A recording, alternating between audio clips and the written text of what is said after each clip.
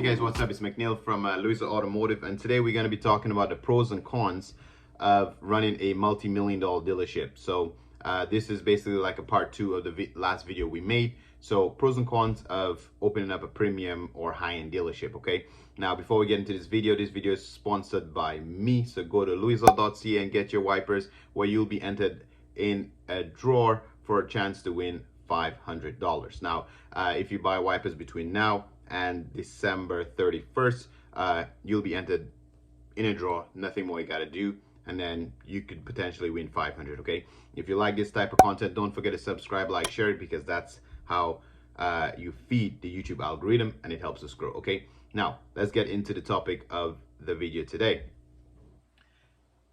Pros and cons. I think the biggest cons, I think we're only looking at two major ones for me. The biggest cons is the fact that already selling cars is a huge capital intensive business. You will need so much money up front in terms of to get started. So the capital you need to start is significant. So if your pockets are not lining and you don't have like shit ton of money, you probably shouldn't be thinking of opening up a premium dealership. But that will be the first major hurdle to start. You'll need a huge capital to begin. Okay, still piggybacking off of that same original con, it's pro and con, right? It sounds like con artist, but okay, pro and con. Anyway, is the curtailments. So it's all about the cash flow in this business. So even if you were to finance the inventory, most of your inventory, if you sell a car for $50,000 and your first curtailment, you can't sell it after 30 days, and then you get knocked with a first curtailment, 25% is a lot of money, right? So normally you pay that in installments. So the first 30 days, maybe you got to pay 5%. If you don't sell in another 30 days, you can bump up to 10% again. And if you have 10 or 15 cars that didn't sell that month that you got to pay curtailments on, you can see how quickly you have to pay these huge payment installments on all these cars you have that are not moving, right? So again, you have to make sure that you have huge capital to take on that kind of endeavor. Okay, the third one would obviously be parts and maintenance for those cars would be super expensive. So you buy a premium car and you made a mistake and it needs some sort of mechanical issues, a clutch or whatever, like the repair is going to be in the tens of thousands. Okay, customer come back and complain about something, again, you're going to have to be spending tons of money for repairing those vehicles, okay, to satisfy a customer. And the last one is obviously anybody who's buying a car at a multi-million-dollar dealership or a premium vehicle, the expectation of that customer is very high. So you got to make sure those cars are in tip-top shape to sell them. Okay, you can't get away with stone chips, or there's a lot of things when you sell a normal used car. You can call it normal wear and tear, but when you sell those premium cars, you got to make sure they are on point, or nobody's going to buy them from you. Okay, so it's a lot more challenging.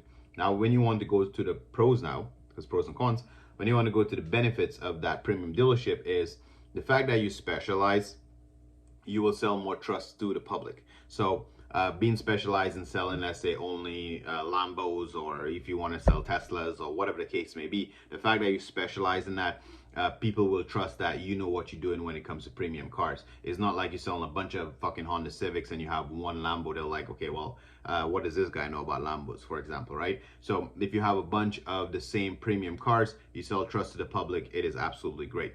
Now, because you don't have so much competition in that space, that's the part two to a second benefit, I guess I would say, is the fact that you don't have so much competition in those premium cars. Your margins tend to be higher because you're not competing with tons of dealers trying to fight each other on price. So you're most likely going to have a huger and better margin. And because you sell more expensive cars, most of those customers may require financing, or choose financing where you can get commissions and reserves from the banks on financing. And again, because the repairs for those cars are equally so expensive, it might be easier to sell those people on some kinds of warranties and extensive warranties to protect their investment. Okay, so your margins will be better, your competition will be less. So there are definitely a few small benefits of opening up a premium dealership.